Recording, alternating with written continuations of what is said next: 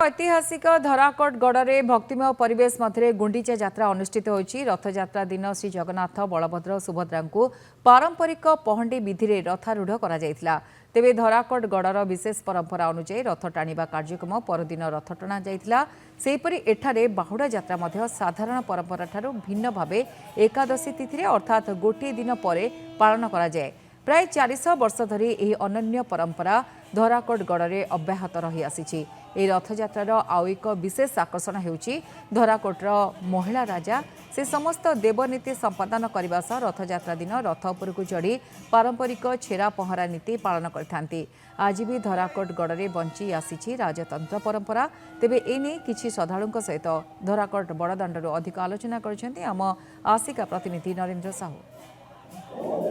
धराकोट गड़ जातरे आज भी बंची रही राजतंत्र। आम एथपाई कहूँ पुरी प्रथम श्रीक्षेत्र होता बेले धराकोट गड़ हूँ द्वितीय श्रीक्षेत्र बोली जहाँ स्थानीय लोक मैंने सीधा सड़क देखुए। गत काली रथयात्रा था और 3 ठाकुर दियों को रथ रौड़ा कराइला किंतु आज बासी दिन बर्तमान हजार हजार श्रद्धा भक्त मैंने आसुच्च रथ जिकुंट जी कि पुलिस प्रशासन तरफ समस्त प्रकार व्यवस्था कर राजतंत्र एठाकार केमती रही ना देखो ये गोटे विरल परंपरा सबुठी आपणकर तिथि विधि परंपरा अनुजाई गुंडीचा दिन बाहुड़ा दिन रथयात्रा हुए किंतु गंजाम जिलार धराकोट गड़े तार व्यतिक्रम देखिए। एटे गोटे परदिन माने बाहुड़ा पर एकादशी दिन एटे बड़ यात्रा हुए गुंडीचा परदिन एटी नॉर्मल रथयात्रा हुए जोटा कि आज गहली आप देखुए।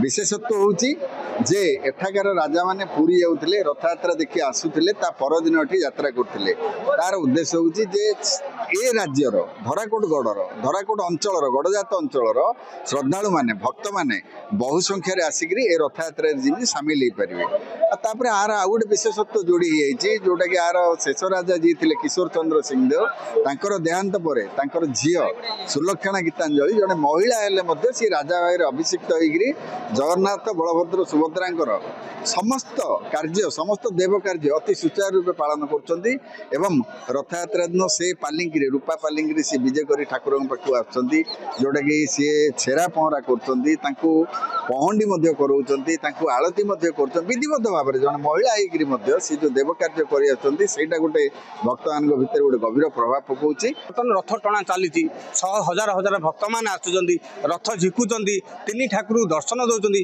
भाव विहुल होती तो आपड़ सामिल होती कौन यार परंपरा रही आपड़ देखु ए अंचलवासी अपेक्षा करी गुंडीचा बासी दिन किभली भावे जगन्नाथंकर रथारूढ़ थे दर्शन कर से धन्य हे समस्ते चाह बसी था।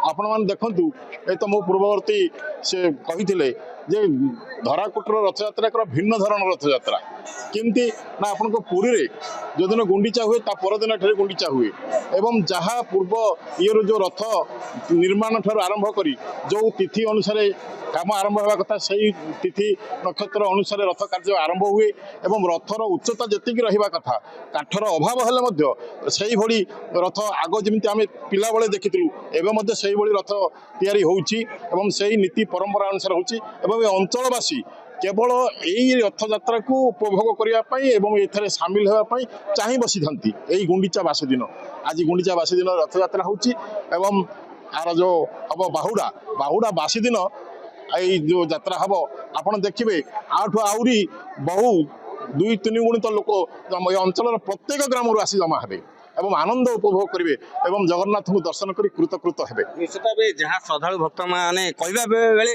आखि भाव भी जेहेतु आज हूँ रथयात्रार द्वितीय दिन और आज रथ टणा जाठाकार जहाँ भक्त मैंने कही आज भी धराकोट गड़े राजतंत्र बंची आसी।